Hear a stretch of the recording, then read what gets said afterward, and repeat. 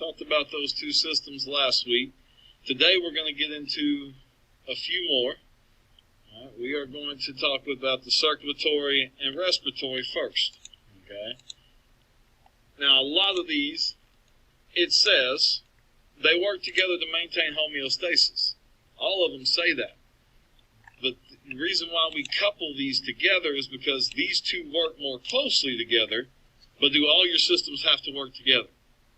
Yes. Everything has to be balanced. All right, so we're going to look at circulatory system first. When we talk about that, what's the main component of the circulatory system? Blood. What does your blood do? Carries what? It carries oxygen. It carries nutrients. But what we don't think about is your blood also carries waste. All right? So it goes both ways. It carries supplies needed to the cells, and then it carries waste away from the cells. All right? So if you go, and this is all animals, if you go to the restaurant, order a steak, how do you order it? If it's red, what's it still got in it? Blood. What's in the blood? Waste. All right? You'll never see me eat anything that ain't well done. I know what's in there. It's like I'm not going to eat any raw meat as well. Raw fish, raw anything, because it's got a lot of waste products in there. Okay? Just a little side note for your thinking as you move on with your foods. Okay? We've already said oxygen. It carries oxygen to the body. All right, so we have this diagram. We have three different types of transports here. We have arteries, we have veins, and then we have capillaries. They're all used to transport blood, but are they all the same? Oh, and how I look at these, I look at them like roads. All right, the artery is like a freeway. It's like I-45 out here. A lot of traffic, lots of blood. Okay. The veins, a little bit smaller. It'd be like 242 out front of the school here. It's a little bit smaller, not as much traffic. All right, can't hold as much traffic as a freeway. A little bit less. Capillary is like a back road. You don't see a whole lot of cars. Not much blood here. If you were to cut a capillary, are you going to bleed to death?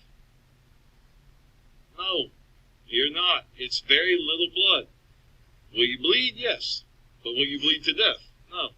If you cut a vein, you could possibly bleed to death, but you have more time. You have more time to go get it fixed. But if you cut an artery, it's minutes. Minutes from death. Because it's a major blood flow. You're pumping out a lot of blood really fast. Okay? You had, what? Capillaries. Yep, capillaries. Anything in the outer extremities of the skin is capillaries. Those are they'd be tiny blood vessels. When you get a bruise, you burst capillaries underneath the skin. That's why it turns black. That's the blood underneath there. There's two major arteries that go down the side of your neck: your jugular and your carotid. It's where we test pulse rate. Anybody ever taken your pulse before? Take these two fingers, find where your jaw meets your neck, and wedge those two fingers right in there, and you'll feel it pumping. And every time you feel that thump, that's your heart squeezing and forcing blood through that artery. And then it stops, heart pumps again, it just keeps pumping. Okay. So how does that blood flow? We have two different ways it flows. First way is pulmonary circulation. Pulmonary means what? Anybody know? Lungs. Pulmonary, lungs.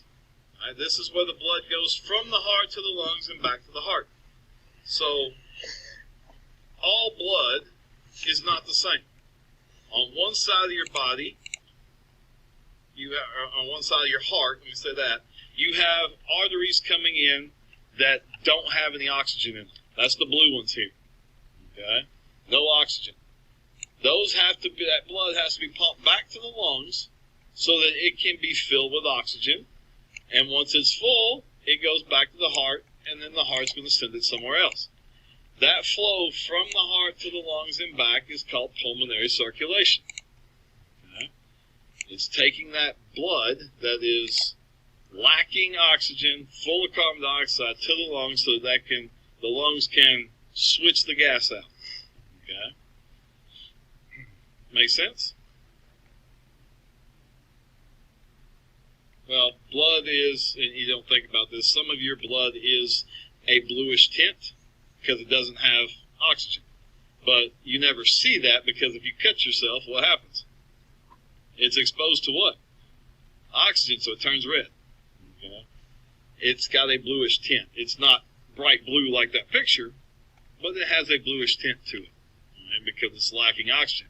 What happens to you when you suffocate? You turn blue. That's because your body has lost oxygen and everything in there starts to turn blue.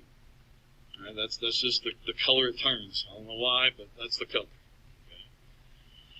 The second type is systemic circulation. What's the root word there? System. Where's this blood going? To all your systems. All right. So it leaves the heart now that it's got all of its oxygen, and it goes throughout the body, taking oxygen to cells and picking up carbon dioxide. And so once the blood has done all that, it's no oxygen left. It goes back to the heart. What? Huh? So we have that pulmonary, that's the lungs, replenishing oxygen. And we have systemic, which is the heart taking the oxygenated blood to the body and giving it to all the cells. I always like to add this one little note in here. Do any of you know how many major arteries you have going to and from your heart? Huh? Oh? You have 6. 6 major arteries going to and from your heart. I tell this story. My dad, when I was in 7th grade, he started having chest pains. Thought it was indigestion, which normally that's what people think. We took an emergency room, and the doctor comes out and looks like he's seen a ghost. I mean, he is just pale, and my mom's like, "What's going on?" And the doctor goes, "I don't know what to tell you other than your husband should be dead." And, of course, as a 7th grader hearing that, you're like, "What? What do you mean he should be dead? He's breathing. I saw him walking around." He had those 6 arteries were 95, all of them were at least 95% blocked. Well, if you're only getting 5% of the blood flow to your body, are you going to live? No. But what had happened, my dad's heart had built a 7th artery around it. He had 7. All right? What is the instincts of animals? To do what? They're going to do whatever they can to survive. His heart built another artery because it had to have blood flow. So he had 7. Thank God, because it kept him alive. But normally you only have 6. So I've got all those x-rays and all somewhere at home because it was something that you're never going to see again. Makes sense about circulatory system. Respiratory system. This is where we exchange that gas, get rid of that bad carbon dioxide, bring in that good oxygen, keep our body running the way it should. Right? We know what the main organ component here, what is it? Your what? Your lungs. But there's some other things. The nose and the mouth. Also, that's where it starts. It's where the air comes in, goes down your windpipe, called the trachea. And then it goes into your lungs, into what we call bronchi. And I'm going to show you what that is in a minute. But there's one more piece, the diaphragm. What does the diaphragm do? There's two things the diaphragm does. One, it's a separation point. Because all this stuff down here, if something happened and your kidneys ruptured, or your intestine has a hole in it, do you want all that stuff around your heart and lungs? No. So it's a natural division there. But it also is like a rubber band. If I stretch a rubber band out, look here, I got one. Here's what it normally looks like, and that's your diaphragm when it's at rest. If I stretch this out, what does it want to do? Does it want to stay like this? No, it wants to do what? It wants to go back to the way it was. Your diaphragm's the same way. When you take a deep breath in, you are expanding that diaphragm. Can you hold your breath forever? No, you can't. Your diaphragm is naturally going to push your lungs back up to make you breathe out and take another breath. It's a built-in mechanism so you don't stop breathing. All right? If you hold your breath for too long, what's going to happen? You're going to what? Somebody said it. You're going to pass out. What's that? That's your nervous system kicking in, making you black out so that your respiratory system can do what? Start working normally again. And it makes you breathe. When you pass out, do you still breathe? Yeah, someone's laying on the floor passed out. They're still breathing. That's the body's, the nervous system knocking you out so it can take control and not you and keep you alive. Okay? Make sense? All right, so here's a picture of the lungs. We have our trachea coming down, our windpipe, and it brings air in and dumps it into these tubes. Those are called bronchial tubes. Ever heard of bronchitis? All right, well, that's an infection in these tubes inside your lungs. It can be deadly if not treated, because your lungs, not only do they filter out bad gas like carbon dioxide, they also filter out extra water. When you breathe out water particles. It's natural.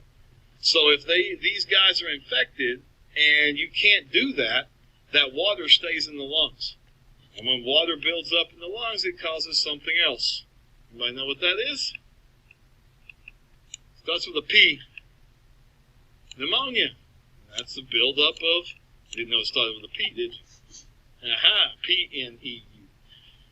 Buildup of fluid in the lungs. Too much fluid in there, your lungs can't expand and contract like they're supposed to, and breathing gets very hard. Can't breathe, can't get air, can't get oxygen. Eventually you could die from it. Okay? So as the air comes down into these tubes, these bronchial tubes, it's at the end of all of these different tubes, there's these little bunches that look like grapes. And those are called alveoli.